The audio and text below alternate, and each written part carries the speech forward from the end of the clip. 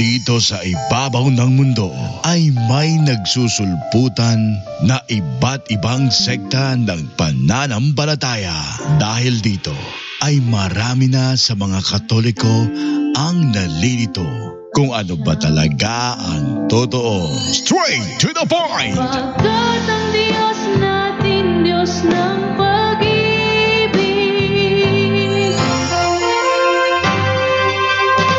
Narito na ang ating programa kung saan direktang sasagutin ang bawat katanungan, maging ang pangbabatikos ng ibang sekta ng pananampalataya.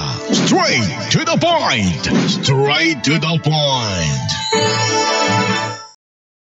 Okay, good morning sa lahat ng mga nakantabay sa ating live dito ngayon sa Straight to the Point. Straight to the point! Live on the spot! On the spot! Okay, sa lahat ng mga sumusubaybay sa ating programa dito Straight to the Point, good morning sa inyong lahat. At malapit na palang magtanghalian. Okay, so ngayon, nag-live ako ngayon kasi may nakita akong video na ito ay sa isang SDA, no? Pakinggan natin yung kanyang video, ano sinabi sa kanyang video, narito. What is the mark of the beast? Sabi niya, what is the mark of the beast? So, may paliwanag siya eh. The mark of the beast, mga kasama, is the unbiblical change of the holy day of God from Saturday, Sabbath, to Sunday. The Antichrist represents the papacy. Ito ang problema dito pag nasobrahan ka ng higop eh. No? Nasobrahan ka ng higop ng sabaw. Naku, peligro. Eh, kung ano-ano mapasok sa isip mo. Unang-una, yung sinasabi nila na ano daw, na ang mark of the beast daw ay ang unbiblical change of the Lord's Day from Saturday to Sunday. Yan ang unbiblical. Yan ang unbiblical. Bakit? May sinabi na ang Biblia kung ano ang mark of the beast. Pero yung kanilang paliwanag hindi tumutugma sa sinasabi mismo ng Biblia. Okay, so ating tingnan ngayon, ano ba ang sinasabi ng Biblia patungkol sa mark of the beast? Ito, yan ay nasa Revelation, tingnan nyo ha. Mas maganda ating ulawain tong Revelation eh. Revelation, tingnan natin sa sa 16 to 18. Ano sabi dito? Pinilit ng pangalawang halimaw ang lahat ng tao, dakila o hindi, mayaman o mahirap, alipin o malaya, na magpatatak sa kanang kamay o sa noo. Magpatatak sa kanang kamay o sa noo. Pinipilit ng pangalawang halimaw. Ordinaryo ka man na tao, o kaya ay mayaman ka man o mahirap, alipin o malaya, walang pinipili ang ang halimaw na ito. Talagang tatatakan ka sa kanang kamay o sa noo. Okay, kung sasabihin nila na ang itong pangalawang halimaw dito, ito yung papacy, may naalala ba kayo na ang papacy tinatakan tayo sa kanang kamay at sa noo? Wala. Kasi yung kanang kamay ko, malinis naman. Walang tatak ko. Walang tatak. Pangalawa, yung noo ko, malinis naman. Wala ring tatak. O ating tuloy magbasa. At ng sino mang ayaw magpatatak ng pangalan o numero ng unang halimaw ay hindi maaaring bumili o magbenta. Tanong. Granting without admitting. Granting without admitting na ang Antichrist ay ang papacy. Antichrist ay ang papacy. At ang mark of the beast ay ang unbiblical change of the holy day of God from Saturday to Sunday. Granting without admitting. na yan nga. Tanong, ang mga Seventh-day Adventist ba nakakapagbenta ba sa tindahan? Oh. Kasi kung yan ang ibig sabihin nila yung unbiblical change, di naman nag-change yung Seventh-day Adventist eh. Actually, pinirata nila yung Sabat na kinikilala ng mga Israelita. Ha? Pinirata ng mga Seventh-day Adventist ang Sabat ng mga Israelita. Oh, sa kanilang pamimirata. Sabi dito, ang sino mang ayaw magpatatak, kung ating uunawain ang kanilang sariling unawa rito, kung ang pagtatatak ay ang unbiblical change of the holy day of God from Saturday to Sunday, kung yun ang tatak na sinasabi, yung mga Seventh-day Adventist na natili sa Seventh Day na kinikilala ng mga Israelita, pinipirata nila. Bakit pinipirata? Hindi naman nakuha ang tunay na quality. Ano mga Israelita? Ang mga Israelita tuwing araw ng Sabat, hindi naglalabas ng pera. Ang mga Sabadista, Manong, eto pamasahe ko. Masarap tong saging mo, Ale. Ale, magkano saging? Tag 20 po yung saging. Pabili po. Labasan naman ng pera.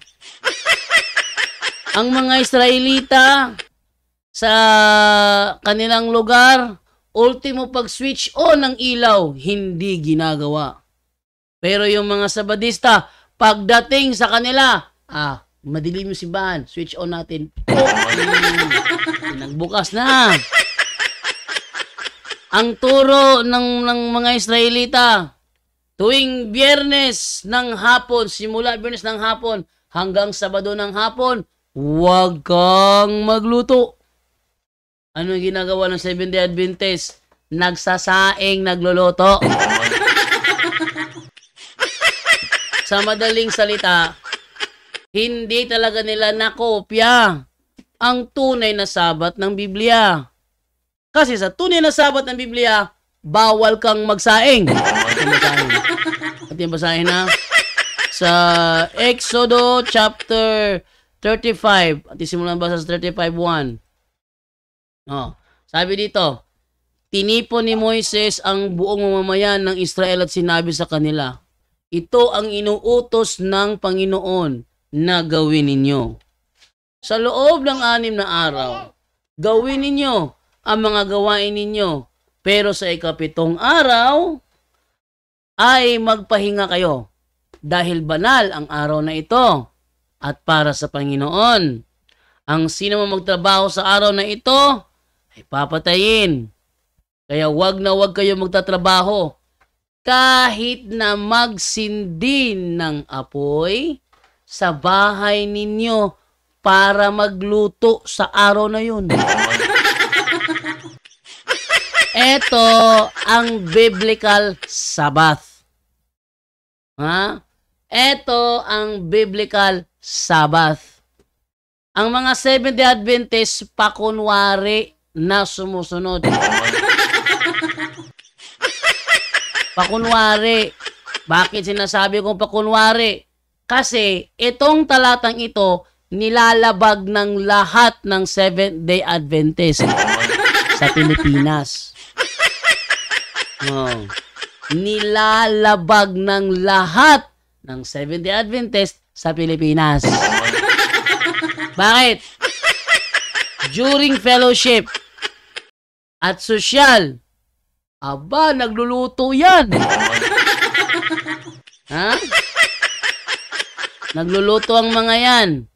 So yan isang palatandaan na yung ginagawa nila pamimirata lang. Ngayon, kahit na ginagawa ng mga Seventh-day Adventist ay pamimirata lang naman. Ang tanong dyan, sila ba ay nakapagbili o nakapagbenta?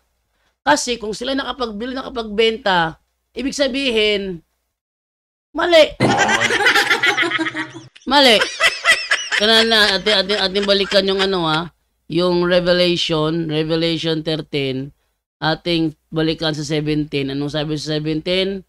At ang sino mang ayaw magpatatak, o sa kanila, ibig sabihin dyan, ayaw sumunod sa sinasabi nilang unbiblical change of the holy day of God from Saturday to Sunday, ayaw nilang sumunod.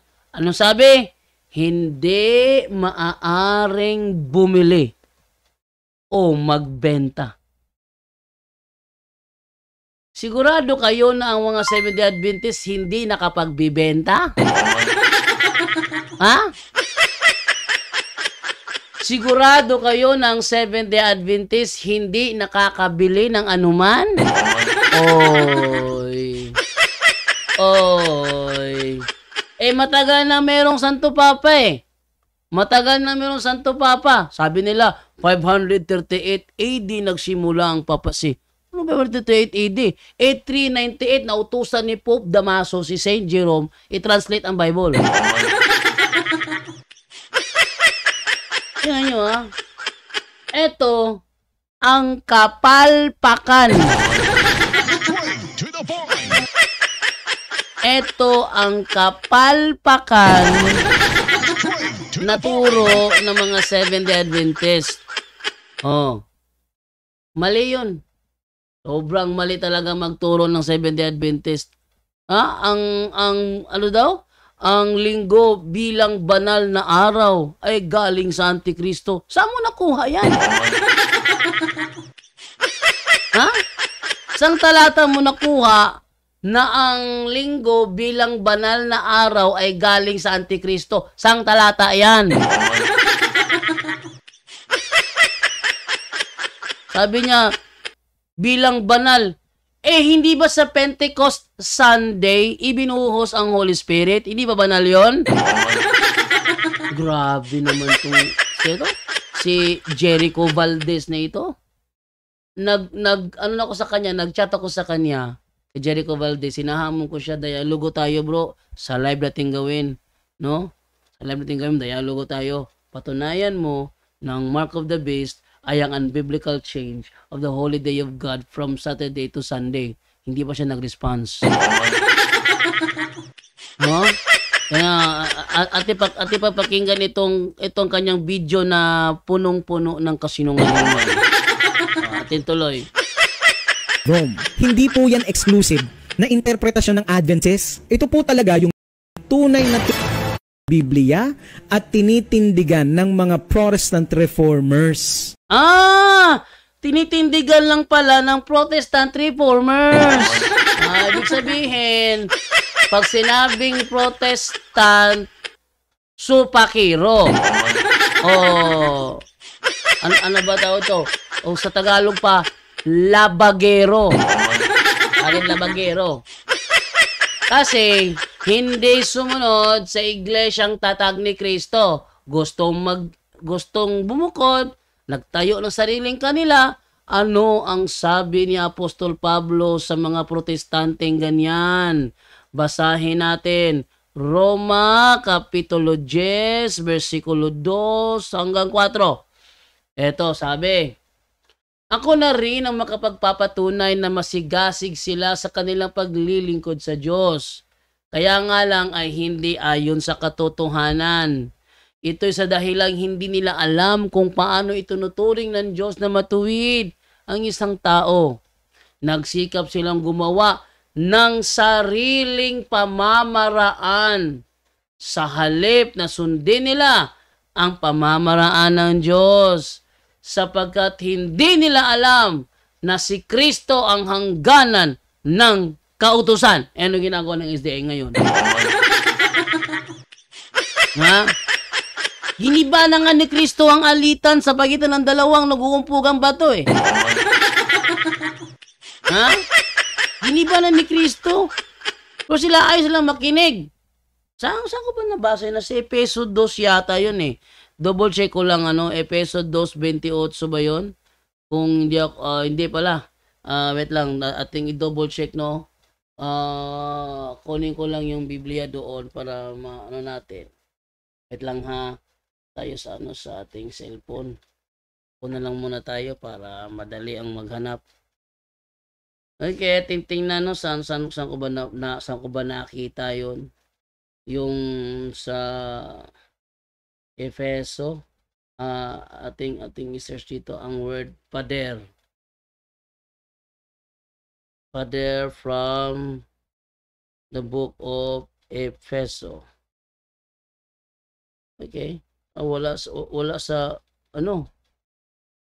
sa Efeso 'yon, yung sinasabing giniba niya ang pader.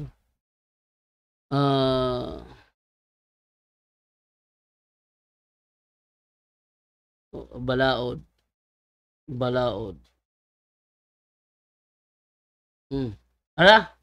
Efeso 2 pala 'yon, Efeso 2:14. Dito ha, tingnan ninyo ha. Sabi dito ganito.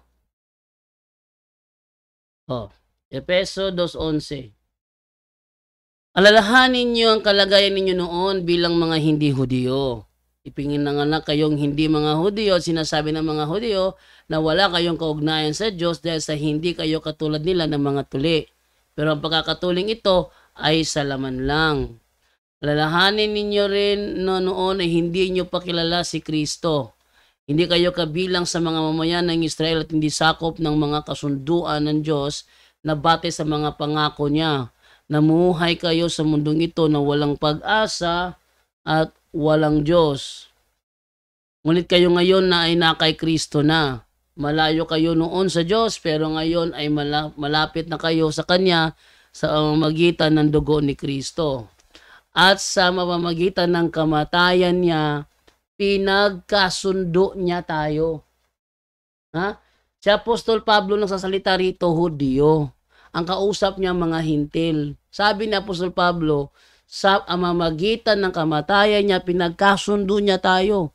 Sa tingin niyo, makakasundo ba ang Hudyo at hintil? Hindi magkakasundo yan kung hindi gagawa ng paraan ng Panginoon. Bakit?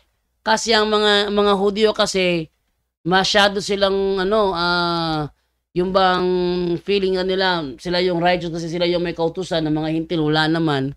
Kaya mababa ang kanilang tingin sa mga hintil.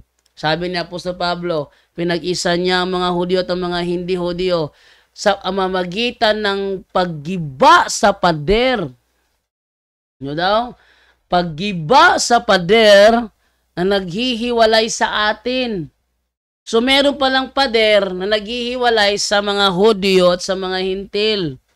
So kailangan gibain ni Kristo ang pader na naghihiwalay sa Hudyo at sa mga hintil. Ano yon? Ang pader na giniba niya ay ang kautusan. Ano daw ang pader na giniba?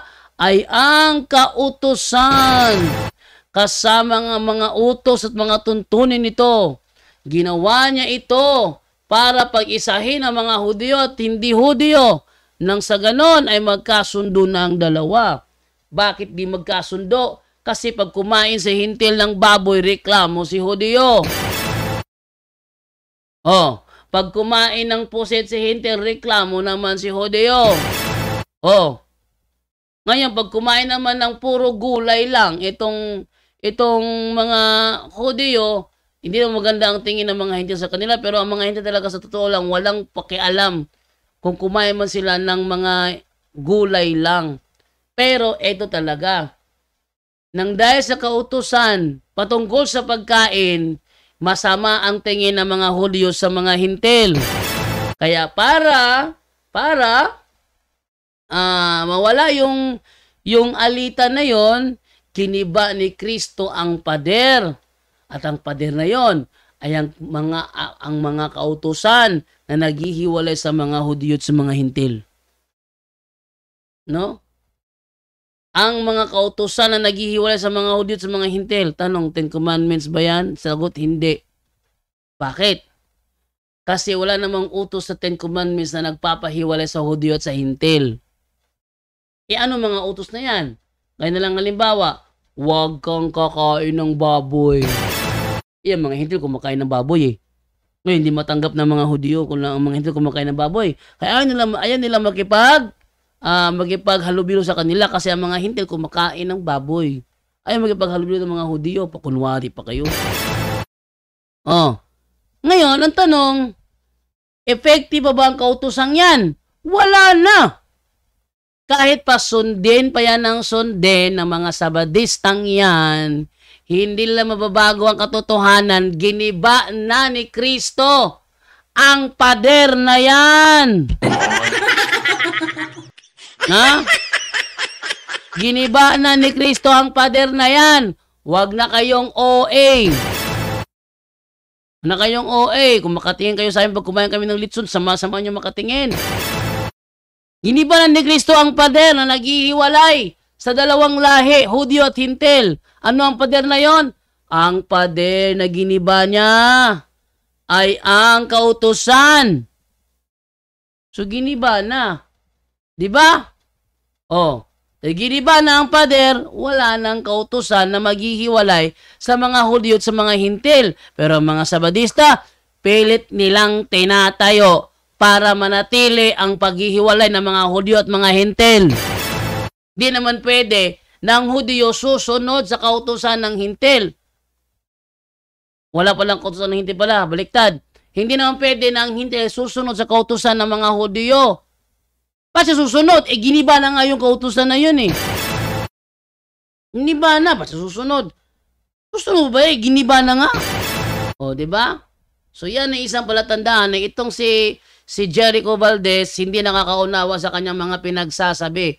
Kaya nagchat ako sa kanya, hinahamon ko siya sa isang dialogo live, patunayan yung na ang mark of the beast ay ang unbiblical change of the holy day of God from Saturday to Sunday. Ayon sa Biblia. Tinitiyak ko, hindi lalaban yan. Hindi lalaban yan. Ang pinagkukuhanan niya, protestante. Sinong maniniwala sa inyo? Protestante ka, protestante ang source mo. Siyempre, self-serving yan. Ba't ako maniniwala sa'yo? Tama? So, si Martin Luther, umalis, natayo ang sariling kanya, naging pasaway. Tapos itong mga Seventh-day Adventist, sumusunod sa pasaway. Dami niyang mali sa video na ito eh. Tingnan nyo, tuloy natin ang kanyang video ha. Tuloy natin ang kanyang video niya. Dami niyang mali rito eh. Ito. Ang sabi ni Martin Luther that the Pope is really the Antichrist. Anong Pope is really the Antichrist? Naniwala ka naman sa kasinungalingan. Aba, may tumatawag. Oh. Tampad. Nag-live ka karon? Yes, nag-live ko karon. Black na i-report ng isa ka commenter si comment nimo nga kuan. Bisa mo na? Nagbaba. Ha? Lefuardo, bastos mo nagbaba. Si? Go. Nasa comment section tanawa. Comment section sa? Mo ang live. Karon. Kana? Oy, ko ano, i-block na sa mukha na eh. Ate, Bastos nga nagbaba. report ni. I-report na. O ma-trace na, kinsa na, maayo. Formulawan ng tawana. Hasta na yung pundok. Mahangin tungo na niya.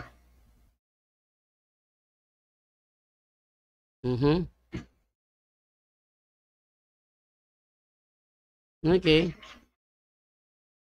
Submit. Next. Asa kang gapo, nang haras asa kang gapo. Nga live. Post nagbastos dito.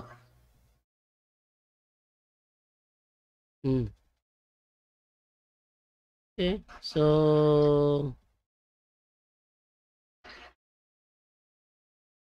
okay lang. Muna, kanang mga ingon ana nga mga words kada sila may klarong iya siyawa. Ha? Kaningon ani nga mga words may klarong iya siyawa. Kaya nga naman. Basta palaaway gali, dili man na iya sa Ginoo palaaway. Nabadi palaaway nga iya sa kuan. So, ano siya? Ato ni kuan be. Ikuan to ni Lifrado Uwafo. Hindi na ma-search kung anong ikuan. Lifrado. Lawan mo na, nagtago-tago mo na, nagkuha mo na ay dami account na niya. Dami account na din ni ay. Tapos Muna isog yan sa comment section. Bastos kay Baba kay dami account mo niya. Hadlok mo na i-reveal na yan dagway. Mo di ay. O niya pa request pa, friend request. Friend ni mong tuyo na ako. O niya nga nanam kababa lagi. Hindi niya ngay dawato niyang friend request. Kaya wala may nakik-friend ako. Mangaway raman eh. So, baka ako ni. Pasumangil pag friend request pero ang tinuo, dili siya makik-friend ako. Kung dili, aron mangaway. So, best thing to do is to block this man. Yan. So, i-block muna. So, di na siya kakomment sa tong live na to. Kaya ako naman siyang i-block. No? So, basta mga kuan, mga, baka ignawang may ngugo, debate yun. Debate. Madebate si mong kunot. Wala kay kuan, kung kisa magantawahan na ka, wala kay kanang dignity para sa debate. Kay dili ka angayan magigdebate. Kay dagway palang nimudaan, iya na siyawa.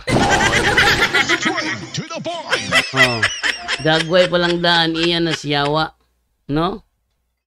Unay problema nila. Yung mga SDA, kanang ingunan. Katudod ako SDA ito, grabe itong hatred ba? Lagi. SDA ito, grabe itong hatred, no? War ba asa kagikan? Isang tao ni Muram ni siyang amaw eh.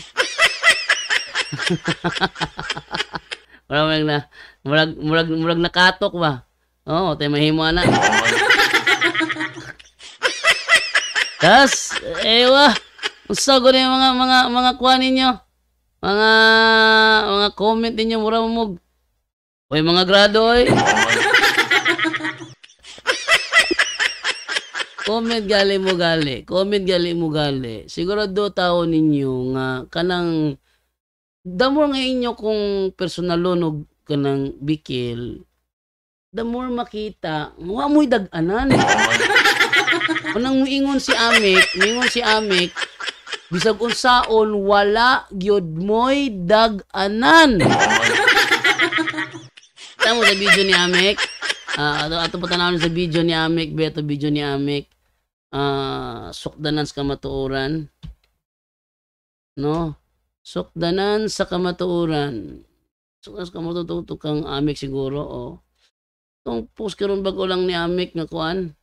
Nga wala lagi mo'y dag-anan. Ito paminahon. Church, which is true church. Lahi ra gyud ang akong na-feel nga kalipay. Na-feel gyud nako ang gugma ni Lord Jesus Christ diri sa simbahang Katoliko. Diin akong nakita diri ang reflection sa image ni Jesus Christ nga batasan sa atong Ginoo nga kadtong makasasala iyang amumahon, kadtong makasasala iyang gakson. Dili batasan ni Lord Jesus Christ nga ang tao makasasala iyang isalikway, iya gyud na siyang panggaon. Ug kana nga batasan ni Lord Jesus Christ ni reflect diri sa Roman Catholic Church. Mao gyud na siya ang tinuod. Busa kamo nga mga protestante, undang namo sa pag-atake, sa pagbatikos sa Catholic Church. Kaya ang tinuod lang, sultihan ta mo, wa gyud may dag-anan. Nga naman, mismo si Lord Jesus Christ ang nagpanalipod sa iyang simbahan. Dili gyud siya mosugot nga ang iyang simbahan mapukan. Mao na nga, kamo nga nagkalain-lain nga mga protestante nga nag-angkon mo nga kamo ang tinuod nga gitukod ni Kristo, pangundang na mo. kay akong balikon wala gyud may daganan. No? Wala gyud may daganan. Diri sa Catholic Church, lipay kay ko nga naanak ko diri. So, ang gugma ni Lord Jesus Christ nakita gyud nako diri nga maog gyud ang tinuod nga nagbaton sa batasan ni Lord Jesus Christ nga ang makasasala dakson amumahon dili isalikway. Maog gyud na siya nga akong nakita diri. Busa nga kamo nga nag-angkon-angkon nga mga Kristohanon nga kanang pakitang tao ra bitaw. Mas maayo pa nga mangundang na lang gyud mong atake sa Katoliko. Nga, anong mo to? Iwa mo na ulaw, ana. Tudluan na mo ni Ami ko kung say sakto kay kamo mga sablistahan mo, nangaraan na mo, wag mo nakatunan. Na? Tapos si Amik ninyo kay na-realize ni Amik na wag yun mo'y daganan. Wag yun mo'y daganan. Ano man, likoy-likoy mo kung yung istorya ninyo, God. Makita, matimbang-timbang, oy. Matimbang-timbang. Wag si Kuan ba, si kanang Jerry Laig ba? Ang hinungdan ko no, gipersecute ko nung gumburza kay nakabig sa Adventista. Mao kuno nga gipatay kuno sa Romano Katoliko ang gumburza kay di na niya kauban kay na-convertir sa Adventista. Ana. O mura ka ni karong gaya to nag ano ngayon si Jericho Valdez.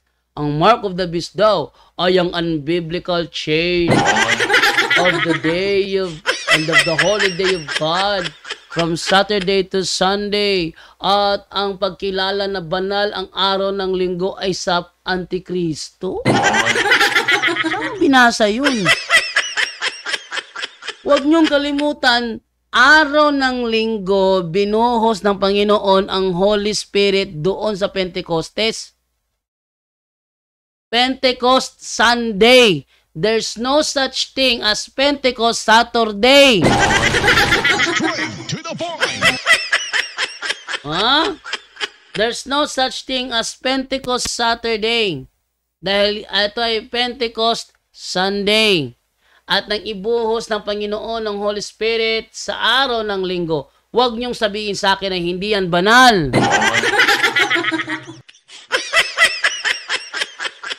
Kung iniisip ninyo na banal ang Sabado dahil ito ay nagpahinga ang Panginoon, nagpanalangin ka siya doon, kailan nangyari yun? Doon sa creation. Pero wala naman sinasabi yun ay 7th day of the week. Ang sinabi doon na yun ay 7th day of the week. Pero itong Pentecost Sunday, ay sigurado ako dyan, 1st day of the week yan. No. 1st day of the week yan. Yung Pentecost Sunday, nang binuhos ang Holy Spirit. Don't tell me na hindi yan banal yung araw na yan. Sino magsabi na hindi banal? Mga Seventh-day Adventist din. Eh kung may Holy Spirit yung mga yan, dapat sana hindi na sabihin na na hindi banal. Oh, kasi sa araw na yan, binuhos ang Holy Spirit. Ano ba naman to? Saman. Suot ka diaper? Suot ka diaper? Mawakatawilin ni mama. Naligo ka sa gawa sa ulan. Sama ka naligo ka sa banyo, naligo sa ulan. Usang, wait lang muna ha. Ano muna ako rito. So, ano ko muna si Divine kasi nagpapabihis.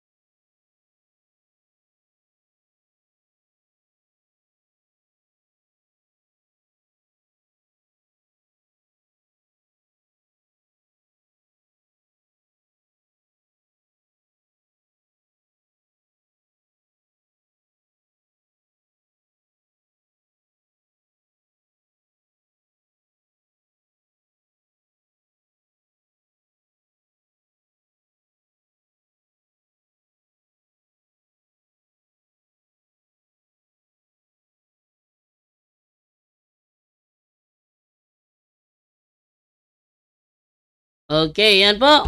Straight to the point. Live on the spot. On the spot. Yan, no? So, yun ang ating, pakinggan ba natin yung mga pinagsasabi ng taong ito. Dami talaga niyang palpak dito eh. Ito pa. Ngayon ha. Lutheran yan, Lutheran Church. Kung kayo po ay Protestant, born again, Pentecostal po kayo, Iglesia ni Cristo, Jehovah's Witness, Protestant lang kayo sa pangalan. Pero in practice, Catholic po talaga kayo. Takal, tabi eh. Mali na naman. Mali na naman. Yan ang problema dito. Kasi nagbibigay ng ibang interpretation. Mahilig mag-imbento ng sariling definition. Sino ang nag-imbento ng termino Katoliko? Si Bishop Ignatius ang nag-imbento ng termino Katoliko. Ngayon, kung siya ang ating pasasalitain, ano ang ibig sabihin ng Katoliko kung bakit ginamit niya ang term Catholic? O sige, ating tanongin dito ngayon si Bishop Ignatius, bakit mo ginamit yung term Catholic? Ano ba yung ibig sabihin mo sa term Catholic? Ito, basahin natin sa Roman Catholicism by Reverend Edward Taylor. Ang sabi dito, where the bishop appears, there let of the people be. As wherever is Jesus Christ, there is the Catholic Church. Epistle of Ignatius of Antioch to the Church of Smyrna, chapter 8, verse 2. The church founded by Christ, kaya pag sinabing Catholic Church, it should be founded by Christ, is here for the first time called the Catholic Church. A name clearly used to denote, tandaan nyo ang Catholic pala is the church founded by Christ. Yung mga binanggit itong si Jericho Valdez, born again, hindi si Kristo ang founder niyan. Ang founder ng born again, si Charles Parham, 1902 yan, nagsimula. Yung Jehovah's Witnesses naman, ang founder naman nun, si Charles Taze Russell. So, hindi sila Catholic. Kasi, ang Catholic should be founded by Jesus Christ. Seventh-day Adventist, Catholic ba yan? Hindi rin. Hindi Catholic ang Seventh-day Adventist. Kasi Seventh-day Adventist was founded by Ellen White, James White, Joseph Bates, Hiram Edson, Joshua Himes, and Jane Andrews. Dami nila, grabe. Iglesia ni Cristo. Sino ang founder niyan? Felix Manalo. Lalong hindi Catholic Church yan. Ano daw ang Catholic Church? The church founded by Christ is here for the first time, called the Catholic Church. A name clearly used to denote the church throughout the world. In union with the Diocese of Rome. Yung born again ba? United sa Diocese of Rome? Hindi. Yung saksi ni Jehovah ba? United sa Church of Rome? Hindi rin. Yung bang iglesia ni Kristong Tatag ni Manalo, in union ba with the See or Diocese of Rome? Hindi rin. Sasabihin mo, sa pangalan lang kayo, protestante, pero ang totoo, katoliko kayo, taka ka malagtabi. Taka ka lagtabi yun. Hindi sana ganyan. No? Binobola mo yung mga protestante, binobola mo, bolero ka talaga, no? Ilan kaya mga babaeng pinasagot mo? Ha? Ilan kaya mga babaeng pinasagot ng taong ito? Napaka-bolero masyado. Bolero mo Tuloy natin. Dahil Sunday is the authority of the papal beast. Taka ka malagtabi eh. Taka. Mali na naman. Basta Sabadista, sanay na sa kasinungalingan. Ano? Sunday is the authority of the papal beast. Anong papal beast? There is no such thing as papal-based. Bakit? Ano yung Pope? Bishop of Rome. Ano yun? Successor of Peter. Ano yun? Ha? Successor of Peter. Kaya sila tatawag na Bishop of Rome kasi sila ay successor ni Apostle Peter. Sabihin mo, papal beast? May something wrong yata sa taong ito ah. Nasobrahan ka kasi sa kakahigop sa sabaw. Sana wag pa sobrahan. Daming mantika sa ulo. Oh. Di pwede yung ganun. Daming mantika. Grabe talaga. Papal beast? There's no such as papal beast. There is no such thing as papal beast. At yung Sunday, authority of the papal beast, gapatak ka ramang ka, oy. To the point. Yung papacy mismo, yun na mismo ang authority. Papacy means authority of the Pope. Yung papacy mismo, authority of the Pope. Yun na mismo ang authority. Tapos sabihin mo, ang papacy, mayroon pang ibang authority. To the point. Sila na mismo ang authority. Bakit? Sabi kasi ni Kristo, Simon, Simon, pakanin mo ang aking mga tupa. Trabaho ni Simon yun. Kaso, si Simon, di naman siya immortal. May panahon na siya kailangan niyang magbabay. At di naman niya pababayaan ng iglesia. Kaya sa kanyang pagbabay, magtatalaga siya ng tao bilang kapalit niya. At yung kapalit niya, yon ang successor of Peter sa Roma, Bishop of Rome. Kaya, Pope, Papa. Santo Papa, Pope. Anong papal beast na pinagsasabi nito? Sana kapag kumain ka ng ulam, siguraduhin mo hindi malakas sa mantika. To the point. Yan ang napapala ninyo eh. Yan ang nangyari tuloy sa inyo. Puro kayo kathang isip. Ating basahin yan. Yan ay nasa ikalawang Timoteo 4:3 hanggang 4. Oh, ikalawang Timoteo 4:3 hanggang 4. Sabi ganito, sapagkat darating ang panahon na ayaw nang makinig ng mga tao sa tamang aral. Sa halip, hahanap sila ng mga gurong magtuturo lamang ng gusto nilang marinig para masunod nila ang kanilang layaw. Bakit? Kasi hindi naman turo ng Biblia na ang mark of the beast ay ang unbiblical change of the holy day of God from Saturday to Sunday. Walang ganun sinasabi ang Biblia. Mga sinungaling talaga kayo.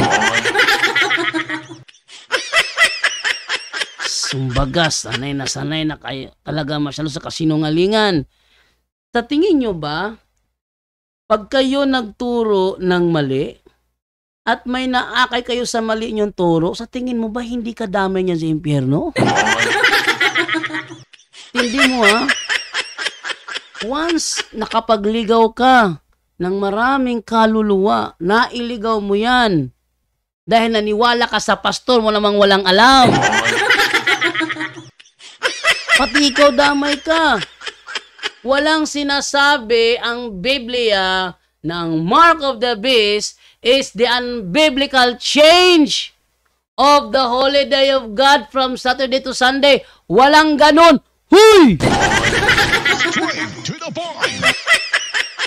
Walang ganun. Saan mo kinuha yan? Saan comics mo kinuha yan? To the point. Oh, nanonood ngayon si Jericho Valdez. Nagbigay ako ng challenge sa kanya. At ipakita yung aking challenge sa kanya, no? Eto, pakita ko sa inyo, ako yung nag-challenge sa kanya eh. Eto, pakita ko sa inyo. Ayan. Oh. Ayan o. Ako'y nag-message sa kanya. Sabi ko sa kanya, bro, magdialogo tayo sa live. Patunayan mo na ang mark of the beast ayon sa Biblia ay ang unbiblical change of the Sabbath. Tutol ako. Lalaban kaya ito? Tingin ko hindi ito magre-reply. Kung mag-reply man, sabihin lang niya, sige bro, magtulong ka ng sarili mo, hindi ako lalaban sa'yo. Nahan ko na lang. Talagang hindi lalaban to eh. Alam niya kasi kasinungalingan yan. Tuloy! Any Sunday keeping church is a daughter of Mother Babylon. Ay, mali na naman! Any Sunday keeping church is a daughter of Babylon. Basahin natin. Mateo 28:9. Yan. Ati simulan sa uno. Ano sabi sa uno? Eto, uno ate basahin sa uno ha. Sabi ganito eh. Bible. Yan. Sabi, madaling araw ng linggo, makalipas ang araw ng pamamahinga. Pumunta sa libingan si Maria na taga Magdala kasama ang isa pang Maria upang tingnan ito. Anong araw yan? Araw ng linggo. Ano nangyari? 9. Pero maya-maya sinalubong sila ni Jesus sa harap ng daan at binati. Sa harap sa daan at binati. Lumapit sila kay Jesus, niyakap ang kanyang mga paa at sinamba siya. Anong araw ito? Ito ay Sunday. Ibig sabihin ba, ito ay daughter of Babylon? To the point. Ang hangin mo, ano? Ang hangin mo, ano? To the point. Ang daughter of Babylon pinagsasabi mo dyan. Paano naging daughter of Babylon yan? Ay, nako. Mali ka talaga pag ikaw ang nagbasa. Tapos, 16. Pumunta ang 11 tagasunod ni Jesus sa Galilea.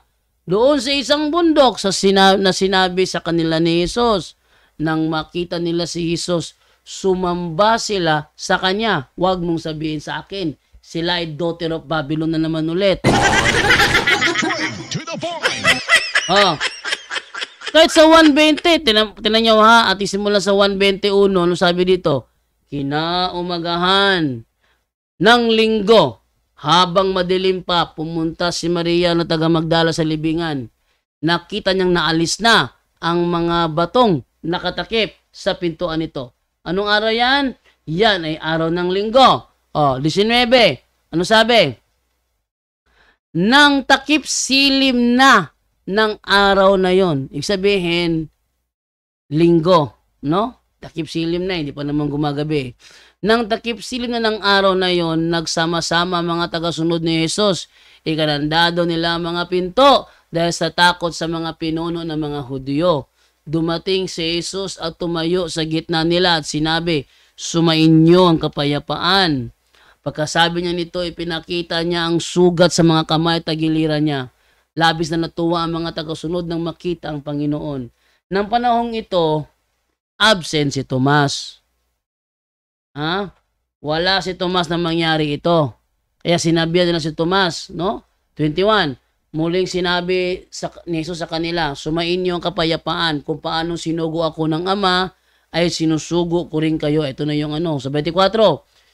Si Tomas na tinatawag na kambal na isa rin sa 12 apostol ay hindi nila kasama noong nagpakita si Jesus. Hindi nila kasama noong nagpakita si Jesus. Sabihin, absent si Tomas. Anong araw to? Araw ng linggo. Sunod. Tayo sa 26. 25 muna, 25. Kaya ibinalita nila sa kanya na nakita nila ang Panginoon. So kanila binalita kay Tomas, oy Tomas, nakita namin ang Panginoon Tomas, no? Nakita namin. Pero sinabi niya sa kanila, hindi ako maniniwala hanggat hindi ko nakikita ang mga sugat ng pagkakapako sa mga kamay niya at mahipo ang mga ito, pati na ang sugat sa kanyang tagiliran. Makalipas ang 8 araw. O, edi Sunday ulit. Ba't kailangan pa lumipas ang 8 araw? Hindi ba kung tama ang unawan ng Seventh-day Adventist, dapat nagtitipon ng mga apostol sa Sabado? Ba't wala? Ha? Tingnan nyo, makalipas ang 8 araw, nagtipon ulit ang mga taga-sunod ni Jesus. Sa madaling salita, hindi nagtitipon ng mga apostol sa araw ng Sabado. Hoy! To the point. Ha? Hindi nagtitipon ng mga apostol sa araw ng Sabado. Bakit? Makalipas ang 8 araw, nagtipon ulit ang mga taga-sunod ni Jesus. Nagtipon ulit. Ibig sabihin, walang pagtitipong nangyayari sa araw ng Sabado. To the point. Nga. Ano daw? Walang pagtitipong nangyari sa araw ng Sabado. Kasi nagtipon sila ulit makalipas ang 8 araw. So, hindi Sabado. Kasi Sabado dapat nakalipas ang 7 araw. Ganun sana. 8 araw sinabi. Sa madaling salita, hindi nagtitipon ng mga apostol sa araw ng Sabado. Sa linggo nagtitipon. At sa linggo, pag sila nagtipon, nandoon si Kristo, sumasamba sila. Huwag niyong sabihin sa akin, siya ay daughter of Babylon. To the point. Malakas na mantika yung taong yon. To the point. Lakas uminom ng mantika ang taong yon. Oh. Tamo? Mali-mali ang turo. Bakit? Nagpapaniwala kasi sa mga pastor nila na walang kabusugan. Oo, ang mga aso ay matatakaw. Sila'y kalanman ay walang kabusugan. At ang mga ito ay ang mga pastor na hindi nakakaunawa. To the point. Ha? Sila'y nagsilikong lahat sa kanilang sariling landas. Bawat isa sa kanyang pakinabang. Ano daw yon? Mga asong matatakaw at walang kabusugan. To the point. Huwag kayong magpaniwala dyan sa mga pastor ninyo kasi umiimbento yan ng kwento. Para ano? Para akitin kayo mga bulero eh. To the point. Siyempre mga bulero, ano bang gagawin niya? Idibulahin kayo, di ba? Oh. So yung sinasabi dito, mark of the beast ay ang unbiblical change. Saan talata yun? Kasi ang mark of the beast, binanggit lang yan dito sa Revelation 13:18. Revelation 13:18. Ang sabi doon, ang numero ay simbolo ng pangalan ng tao. Simbolo siya ng pangalan ng tao. Hindi siya unbiblical change. To the point. Kasi yung unbiblical change of the holy day of God from Saturday to Sunday, hindi naman yan pangalan ng tao. To the point. Hindi yan pangalan ng tao. Ating basahin na Revelation chapter 13 verse 18. Ang problema kasi sa mga Seventh-day Adventist, may talata na nagsisinungaling pa. How much more kung walang talata? Oh, sabi dito 13:18. At ating simulan sa 13:18 o 16. Oh. Pinilit ng pangalawang halimaw ang lahat ng tao, dakila o hindi, mayaman na mahirap, alipin na malaya na magpatatak sa kanang kamay o sa noo.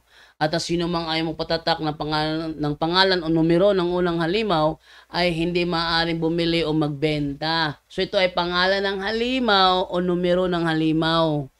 Pangalan ng halimaw. Ang halimaw dito, Antichrist ito.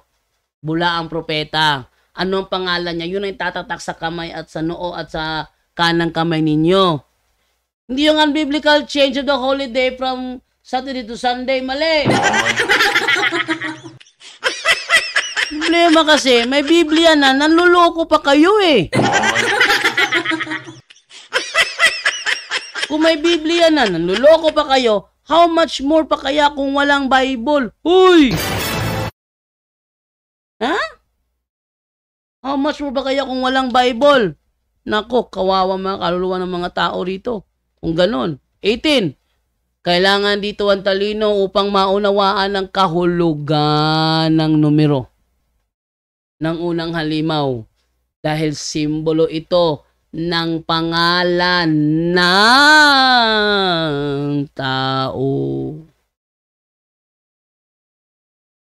Hindi siya unbiblical change of Sabbath. Mali ka talaga.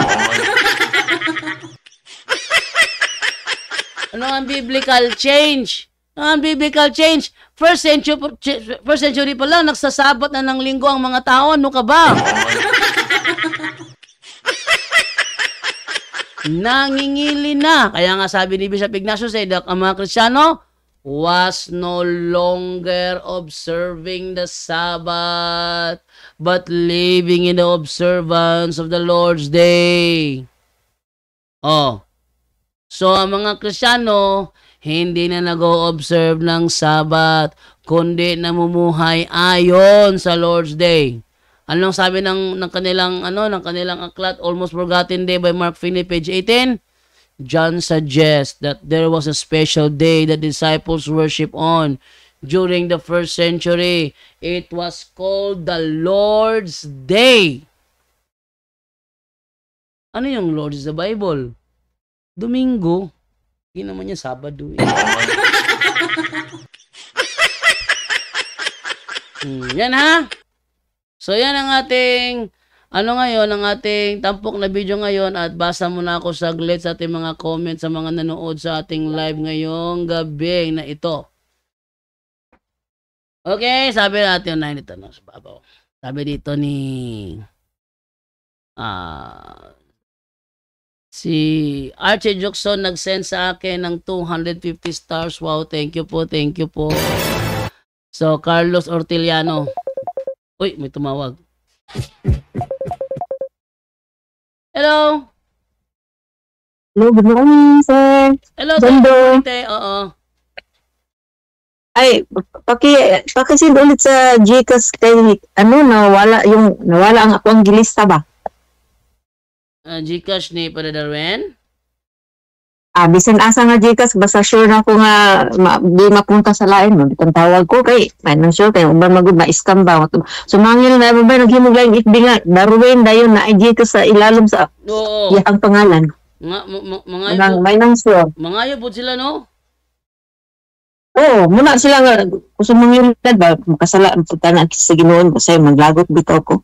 Kung lignan niya sus. Mo lagi. Ayaw mo pangilad karon daghang kait ang tabangunon ng biktima sa kuan kini akong sweldo ako gining ikuan ba kay diri sa kuwait ko na pud may kuan nga magpadala pud mig nag-abang-abang pud mi ba para ay kuan bitaw sa mga biktima nga pasensya gid na nadugay ko padala kay ako ang sweldo di balon pa namo. Okay na siya. Sige. Ako rin chat si Mote. Sige, chat lang ha dahil ang pangalan jud ug ang inyong address kay haron makuan jud nako kay di man gud diri lahi man gud diri kay pangutanon ni ang address dahil ang number ug ang number sa imong mobile number or sa kuan. No, sige. I-chat lang unya ha. Oh, sige te. Then ugma pa nimo ugma man ako ang off, ugma pa ipaki-check na lang unya sa Gcash nimo ug naabot na ba para ma-confirm ha. Palihog lang. Oh, sige te. Sige, salamat. Sige te, thank you te. Paying. Bye-bye. So, akong i-chat niya ang Gcash sa ministry. Okay?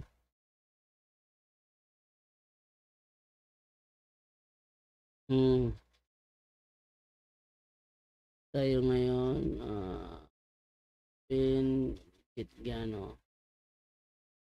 Okay, number 090.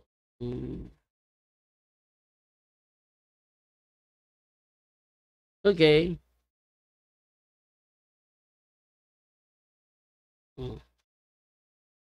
So,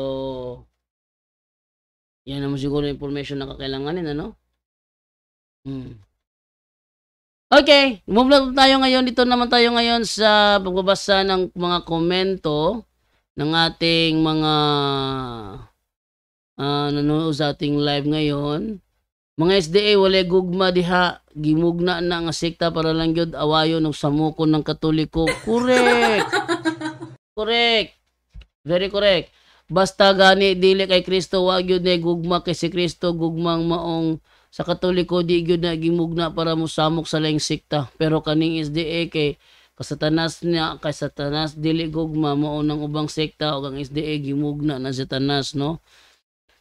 Tanaw ra gud ang Katoliko. Ha? Kita ang atong programa tagdipin sa rata. Nagtubag sila mga atake.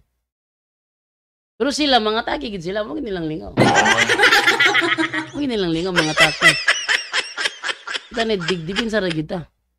Sabi ni Ferna Supera, God bless you and your family, bro, JD. Sabi ni Junior Coronel, good PM, bro. Ingon si Alado, naisgutan ko no ni Amek nga magkatoliko daw siya. 1 week pa daw usa sila nanulod sa Lorenzo Church sa Bayugan. Abi daw niya og komedya lang ingon ni Alado. Wala daw siya magtuo nga matinuod. God bless, bro. Uy, mo ba? Mo ba? O ako kabaluan na. Yung anong iyamang gihagit ko itong pare. Si Father Don ko na daw. Ako tunay gahom na yung misa. Pamisahe ko. Ano mo siya? No? So, kabaluan ako say, ano na, liyo na. Pero kung muna giingon ni Alado, sila mang duha ka kuyog, basin tinuod. Kaya wala lang makasultian na ang gakuyog raman. Kaya mo may gingon ni Alado, silang kauban nagakuyog, mo siguro nga, tinuod siguro na, kasi sila magkauban na, siya rin makasulti ko sa ipastoryahan nila. Carlos Orteliano, ambot aning ubang sekta, ilabi na ning INC Manalo, o SDA, Katoliko, ragyod na ilang permi na missions nga takihon.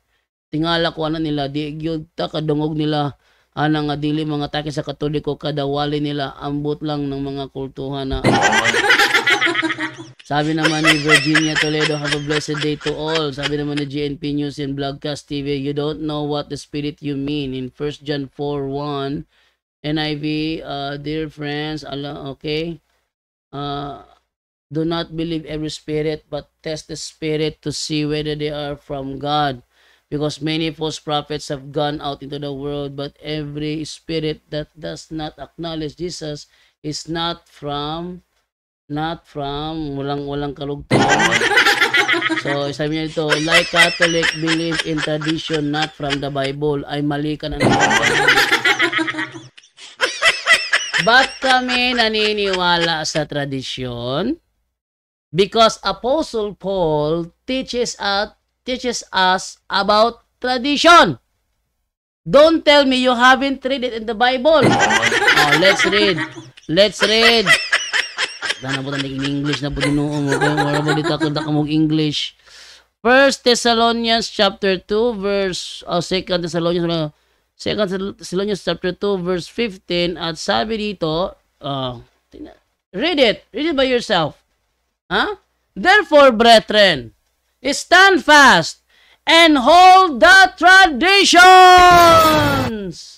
Hold the traditions which you have been taught, whether by word or our epistle. Thus the Apostle Paul teaches the Christian church about the tradition.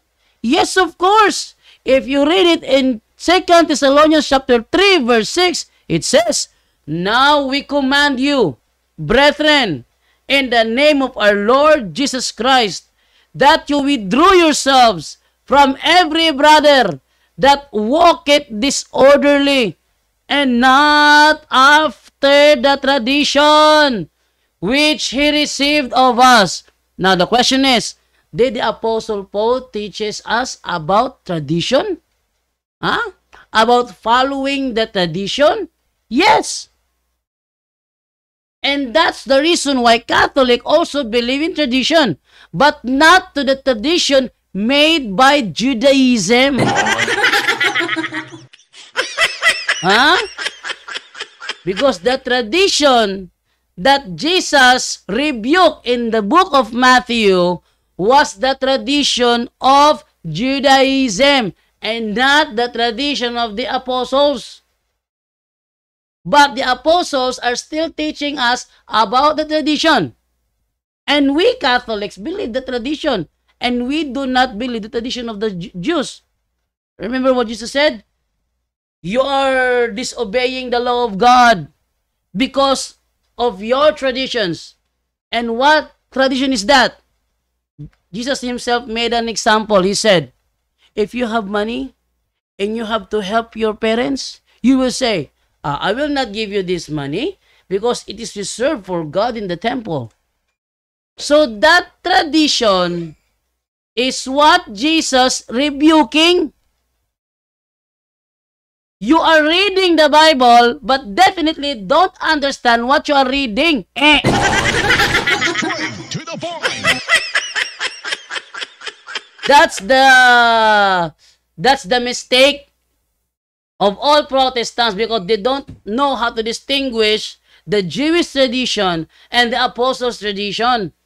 And they don't know what tradition are we following, because they will, when they say tradition, and you're using tradition, and Jesus rebuked tradition, so it means you are following what Jesus is rebuking. That is fallacy of equivocation. Straight to the point. How dare you?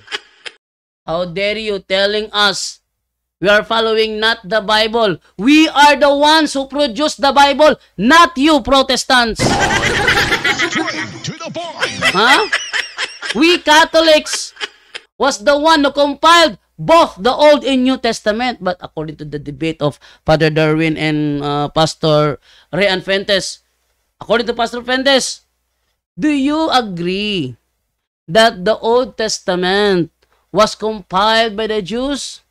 Father Darwin said, yes. But it doesn't follow that the Jews also compiled the New Testament along with the Old Testament. That's wrong. Because when the Jews compiled the Old Testament, they don't include the New Testament. You know why? Because Jews will never be able to believe the New Testament. When the apostles compiled the New Testament, did they also include the Old Testament? No, they did not. They did not. Only the church, only the Roman Catholic Church compiled both Old Testament and New Testament into one book. That's the reason why our Holy Bible of the Christian version completed the Old and New Testament, which the Jews did not do and the apostles did not accomplish on their time. But on our time, we compiled it, both Old and New Testament. Huh? So how dare you telling us that we are not following the Bible, that we are the ones who compiled the whole Bible, that Protestants never did.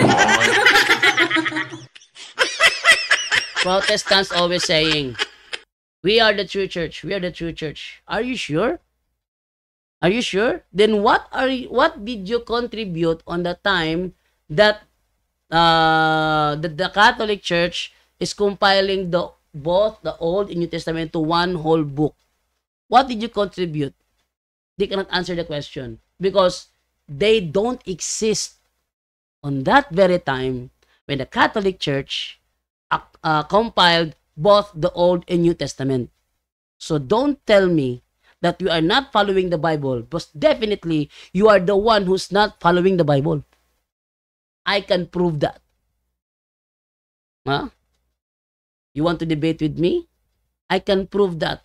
You are the ones who are not following the Bible. But we We follow the Bible. But you will not, you don't want to understand. For example, when you say about the images, the sacred images, the Bible forbids idols. And we know that. That's why we Catholics don't have any idols on our church. What we have in our church were icons. You know what's icons? An image representation of a holy person. An image representation of a holy person. I will let you see the dictionary so that you will know, because what I think is you don't know anything about the meaning. Ha? Tubig? Ay, nagtubig diri. Ay, nagtubig diri sa kuha.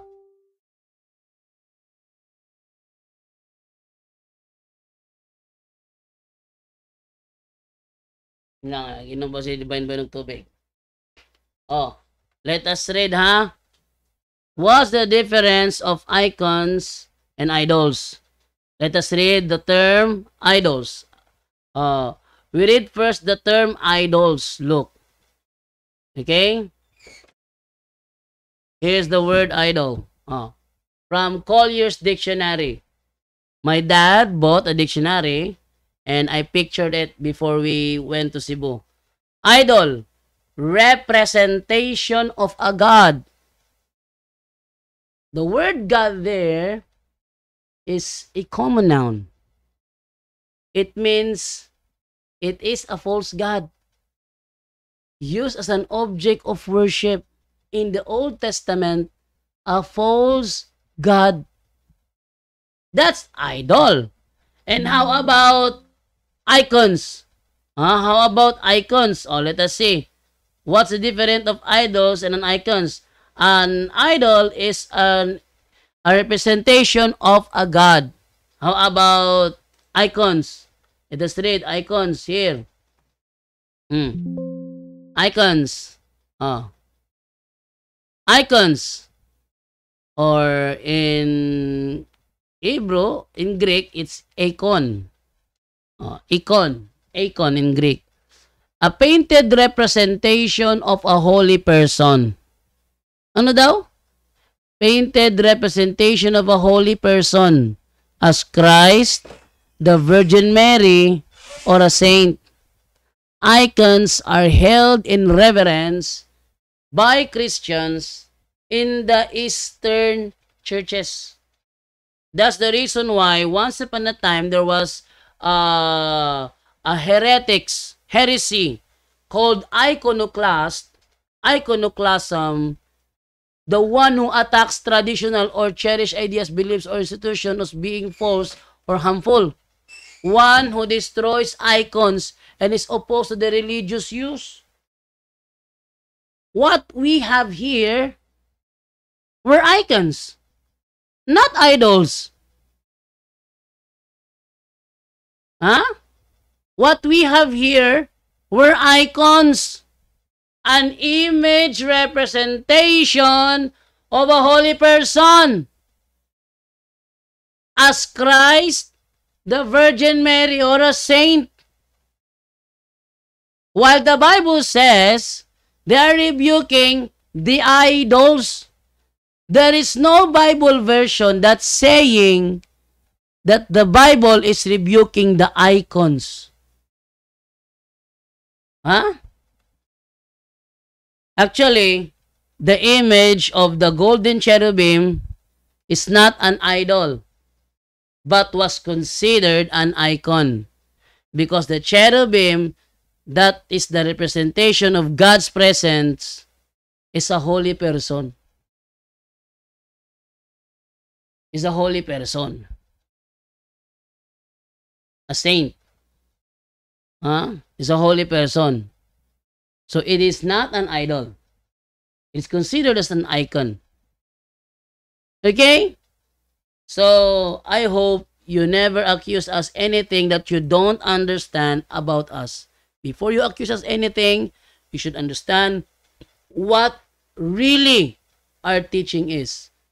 Because if you don't attack us according to our official teaching, but according to your own interpretation, then you are barking at the wrong tree. Straight to the point. Naka-English kong ahat, oy, turbida. Straight to the point.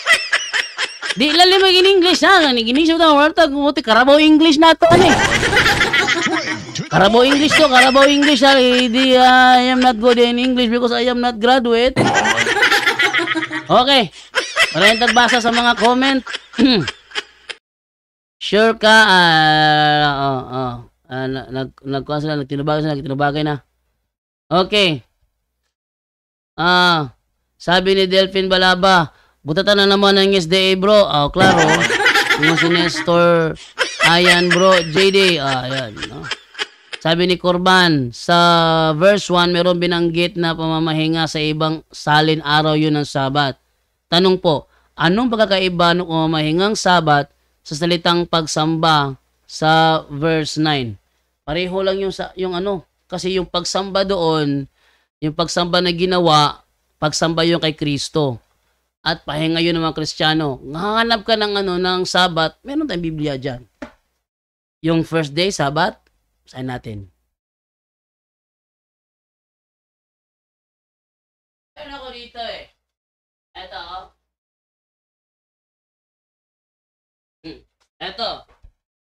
Ito ayan. Eto.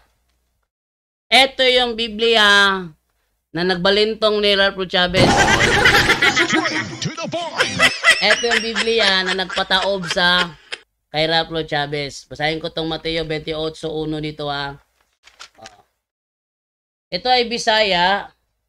Sasalin ko na lang sa wikang Tagalog. No? Kasi Bisaya to eh. Baka di mo maintindihan. Mateo 28:1. Sabi ganito, karon sa hapit na matapos ang adlong igpapahulay, og sa pagpamanagbanag sa lain nga adlong igpapahulay, niabot si Maria Magdalena ug ang lain usab nga Maria aron mutan-aw sa lubnganan. Tagalogin ko. Ngayon sa malapit na matapos ang araw ng Sabat, at sa pagbubukang liwayway ng ibang araw ng Sabat or panibagong araw ng Sabat. Sa pagbubukang liwayway ng ibang Sabat or pagbubukang liwayway ng panibagong Sabat, dumating si Maria Magdalena at ang isang Maria para tumingin sa libingan. Ayan niya, ang liwanag niyan, Corban. Ito yung Biblia ang nagpataob kay Ralph Chavez na ngayon hindi pa nakabangon.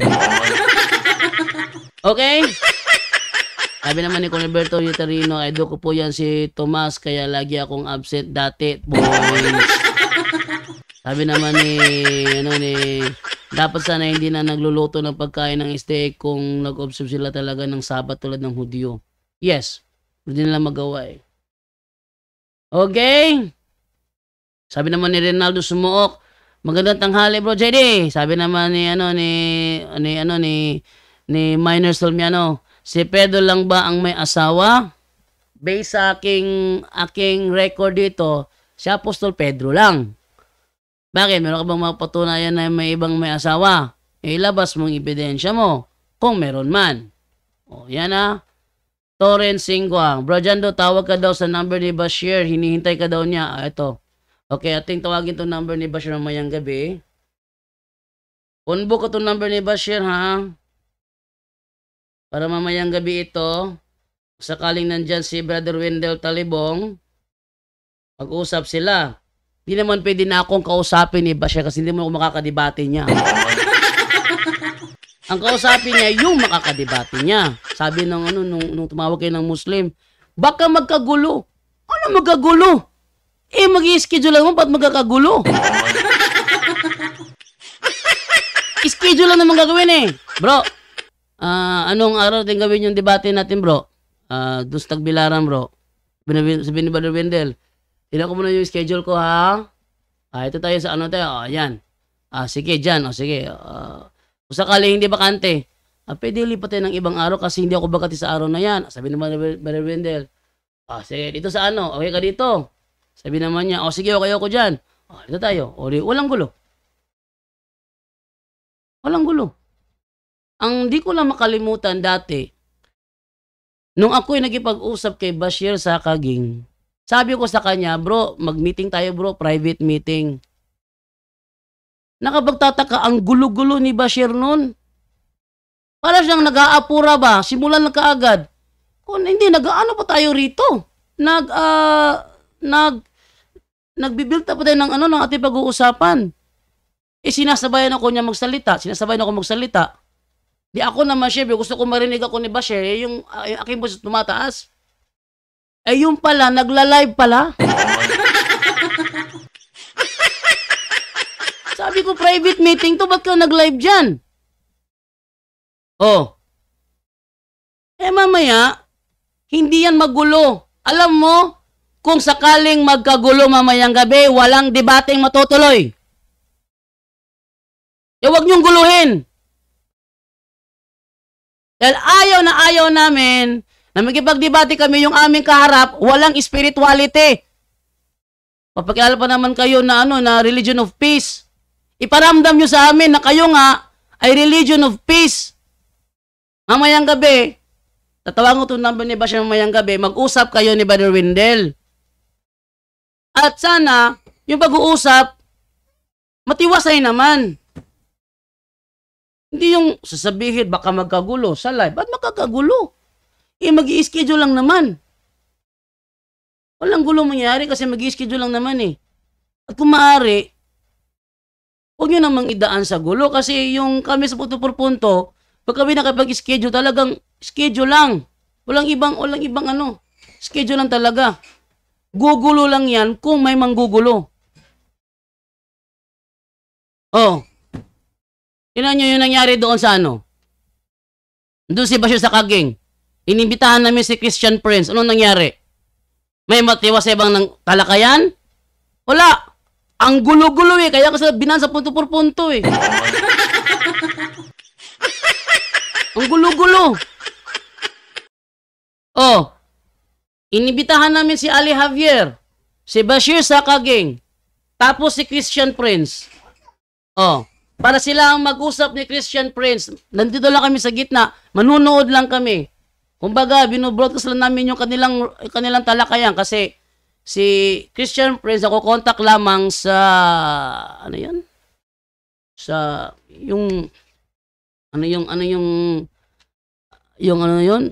nakalimutan ko yung social media na yun eh. Yung parang may ibon, hindi naman Twitter. Nakalimutan ko yung doon. Doon niya nakukontak si Christian Prince. Tinan ko lang muna sa aking control panel. Kung nandito yung control, tinan ko lang sa control panel ko. Programs. Yun ay control panel. Wala rito. Ano yung pabulotan yung balon? Mamaya na. Okay naman ang balon. Okay naman siya. Ano pabulotan mo yung balon? Putunin ng balon bulotan ng balon. Ngayon, inibitahan namin si Christian Prince kasi ang mga Muslim kasi kapag sila katalakayan, nag-Arabic. Hindi namin maano yung kanilang Arabic kasi wala kaming alam sa Arabic. No? Ngayon, aming inibitahan si Christian Prince para siyang makausap ni Ali Javier at ni Bashir Sakaging. Panoorin nyo yung video, ang gulo-gulo. Sabi ni Christian Prince, speak to me in English. Ito naman si Bashir Sakaging at saka si Ali Javier. Si Ali Javier, nag-Arabic si Ali Javier. Sabi naman ni Christian Prince, speak to me in English because your Arabic is broken. Pero, si Ali Javier hindi nakikinig. Patuloy siya na kung di ko alam kung ano yun killing the time yata yung ginawa ni Ali Javier doon. So, wala. So, sinabi naman ni ilang beses akong nakiusap kay Bashir Sakaging na simulan na lang nila ang dialogue para makapagsimula na. Si Bashir naman walang ibang sinabi kundi show me your face, show me your face. Ayaw nga maglabas ng mukha ni Christian Prince. Sana respetuhin na lang sana 'yon. Ayaw niya maglabas ng mukha eh. Hindi naman namin kontrolado si Christian Prince para sabihin namin na, bro, will you please open your camera? Hindi naman namin,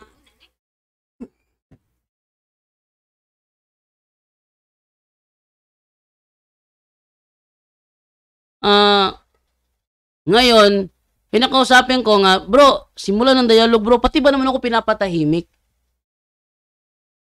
Nakalimutan ni Bashir Sakaging na hindi lang siya ang nagla-live. Hindi na siya nagla-live, pati kami nagla-live din kami. Dapat sana kilalanin niya na may mga host din maliban sa kanya. Kumbaga, patas lang na patas lang pag-uusap. Pero, pinapakita ni Bashir Sakaging na mas higit siya sa amin. Kumbaga, under kami sa programa niya. Mali! Dapat patas. Hindi lang kayo may programa dito eh. Pati may programa din kami. Dapat sana, patas tayo.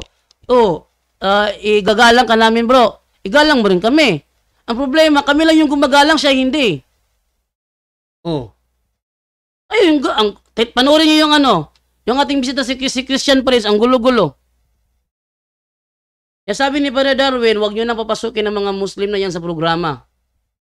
Yan Yan ang reason kung bakit natigil yung ating pagkipagtalakayan sa mga Muslim dahil sa nangyaring ganun. Wag sana ganun na kunin ko lang tong number niya na dito. Mamayang gabi, mag-uusap kayo ni Brother Wendell kung nandyan siya. Kung nandyan si Brother Wendell mamayang gabi, tawagan ko number na to. Kung wala si Brother Wendell, di ko tatawagan, wala si Brother Wendell eh. Dapat silang mag-usap ni Brother Wendell. No? At kung schedule lang naman ang pag-uusapan, hindi magkakagulo yan. Maliban na lang kung talagang guguluhin ninyo gaya nung ginawa nyo nung dati. No? 8931. Mamayang gabi, tawagan ko ito mamayang gabi para sa inyong pag-schedule ni Brother Wendell. Huwag niyong guluhin kasi dati ginulo niyo dati. Hindi naman maano yun eh. Talagang gulong-gulo yun. Yung nangyaring yun, gulong-gulo talaga yun. Grabe. Kahit na anong sabihin natin na Bashir, at simulan mo na yung inyong dialogo ni Christian Prince. Lagi nasasabi, French fries. Sino nang gugulo ngayon dyan? French fries, hey French fries, show me your face, French fries, show me your face. Walang nangyari.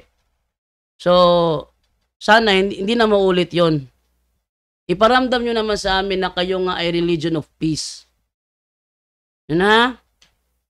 Iparamdam nyo sa amin mamaya na kayo nga ay religion of peace. Dahil yan ang papapakilala ng mga Muslim sa mga Kristiyano. Sila ay religion of peace. Mamaya sana iparamdam nyo yun. Kasi kapag hindi namin nagustuhan ulit ang pakikitungo ni Bashir gaya ng nakaraan, titiyak ko walang mangyayaring debate sa pagitan ng dalawang ni Wendell. Hindi mo tutuloy yan. Kaya kung talagang seryoso si Bashir Sakaging na mangyari ang debate sa kanilang dalawa ni Wendell Talibong sa Tagbilaran, maging mahinahon ka mamaya. Kontrolin mo. Maging mahinahon ka mamaya. Hindi gaya nung nandun si Christian Prince, ang ingay-ingay mo, grabe. Huwag mong ulitin yun bro, hindi maganda yun. Dahil binan kayo sa programa Punto por Punto, yun ay dahil sa magulo kayong kausap. Para matuloy ang usapan, matino lang na walang galit, walang envy, walang hatred. Usap lang. Bro, kailan yung ating schedule ngayong darating na debate natin?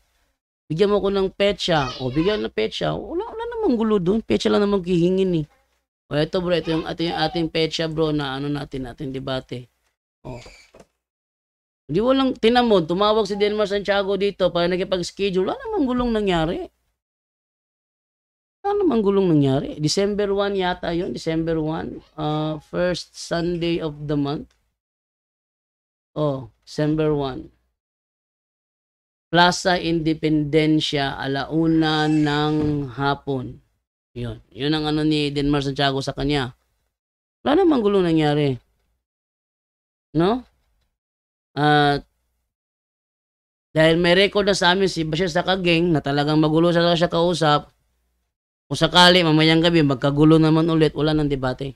Cancelled. Ano to? Yan lang. Hello? Hello, kamusta na po kayo? Ha? Kamusta na po kayo? Okay lang naman ako. Bakit ikaw? Kumusta ka na? Ayos lang po ako. Pwede po ba bumate? Anong babatiin mo? Mga kasamahan ko. Samahan mo? Sige, batiin mo mga kasamahan mo. At nga po sa mga kasamahan kong elder dyan sa may Kupang Missionary, saka dyan sa may Kataning Missionary, sinasad ko po yun, mga kasamahan ko. Yun lang po. Sige, thank you bro. Thank you. So, ito naman si Benj, ito yung tawag sa akin, sinabi ng, nalilito ako bro, saan ako, sa Mormons? O sa Catholic Church? Sabi na nga Catholic, tatanong pa Mormons. Kaya yun ha, grabe English pa ka ni mo, Jando. Sabi ni Solmags. Ay, wag nyo na akong pa-Englishin dito, nahihirapan ako. Hindi madali yata yun, hindi yan ang mother tongue ko eh.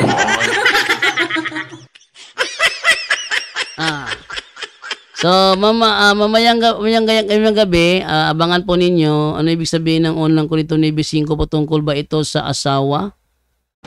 Unang Korinto 9:5, basahin natin ang unang Korinto 9:5. Patungkol ba dito sa asawa? Unang Korinto 9, ating unahin sa 1. Hindi ba ako malaya? So, sabi ni Apostol Pablo, hindi ba ako apostol? Hindi ba't nakita ko si Jesus na ating Panginoon?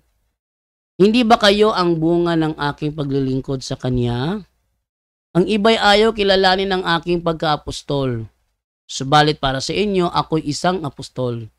At kayo ang katibayang ako'y apostol nga ng Panginoon. Ito ang sagot ko sa mga pumupuna sa akin.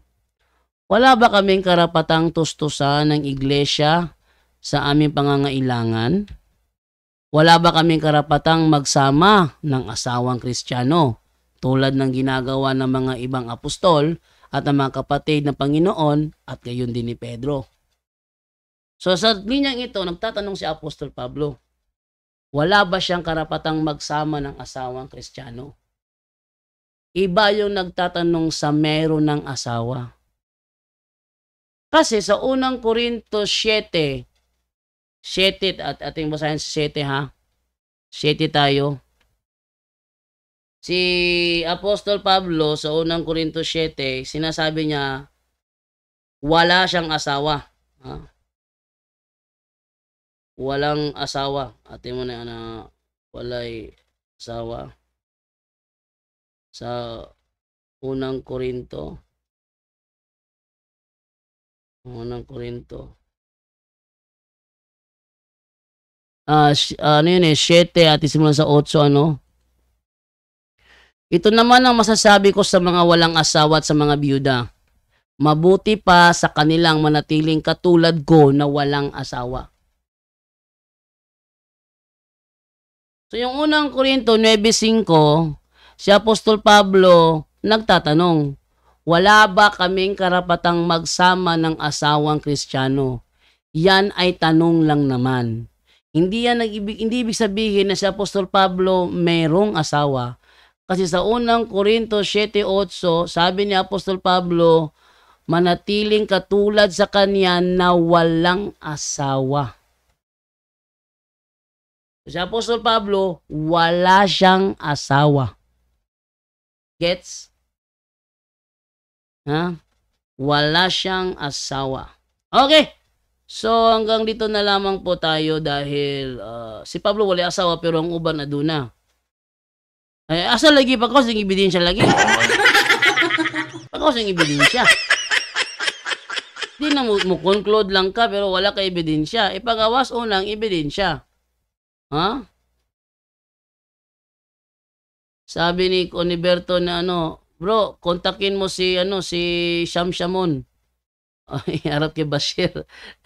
Try natin kontakin si Shamshamon, no? Brother Tarino, baka may contact ka kay Shamshamon. Ating si Shamshamon para sa dialogo. At sana, pag sinabi ni Shamshamon, you speak in English, you speak in English. Kay Bashir, no? Speak in English, mag-usap kayo in English. Wag pa Tagalog kasi hindi mo naman Tagalog si Shamshamon eh. Magkaroon tayo dyan doon ng mga ginoong debate. Sino naman to? Sa pagitan namin ng mga Muslim at sa inyo. Topic natin, bahanggunaw, pandaigdigan ba o sa buong nayon lang? Ayon sa Quran. Bahanggunaw? Asan doon yung The Great Flood? Pandaigdigan ba o sa buong nayon lang? Ayon sa Quran. Hindi ako interesado sa ganyan topic eh. Hensya ka na ha. Hindi ako interested sa topic mo. Sana yung topic naman na interesting naman para magkaroon ng dialogo. Pero kung sakali may aggressiveness sa inyo, ulitin ko, tigil ang dialogo. Tanya total, nagpapakilala kayong religion of peace, iparamdam nyo sa amin na kayo nga ay religion of peace. Kasi pag merong aggressiveness sa mga dialogue, alimbawa, ngayong December 2, meron kaming dialogo ni Mark Jason Esquilona, no? Na Muslim, na ngayon ay nagpapakilalang Ahmad Domer, no? Meron kaming talakayan. Just in case na maglabas ng aggressiveness si Ahmad Domer, tigil ko yung debate. Kahit pa isipin niyang natalo ako, tigil ko yung debate. Dahil walang mangyayari kung puro tayo aggressive. Hindi naman ko papayag na buli-bulihin nyo kami rito sa programa namin. Pag mag-aggressive kayo, darating na December 2, talakayan namin dalawa ni Ahmad Domer, ipatitigil ko talaga ang dialogo. Ipapatigil ko. No? Kahit pa si Russia pa ang may hawak dyan, ipapatigil ko. Dahil ayaw na ayaw namin. Basta Muslim ang katalakayan na very aggressive. Yung mga protestante, nauunawang ko protestante, ba't sila aggressive eh? Total, Biblia, naniniwala mo sa Biblia yung mga protestante. No? Kaya Biblia, may sinabi, maging mahinahon kayo. Kaya okay lang naman sa amin, pag kami magbangayan eh. Yung mga protestante, walang problema doon. Pero yung mga protestante na gaya ni Dino Diaz na very, hindi na maganda na kausap, tigil. Wala na mangyayari. No? Huwag nyo kami itulad sa ibang Muslim. Hindi naman lahat ng Muslim ganyan, mas kisa Kristiyano, hindi naman lahat ganyan. Open? Ito sa Juan, sa kabinet. Gutom na ka, eat a rice with milk. Open mong gusto. O sige. Naalagi gasapaw, bro. Ha? Nay gasapaw?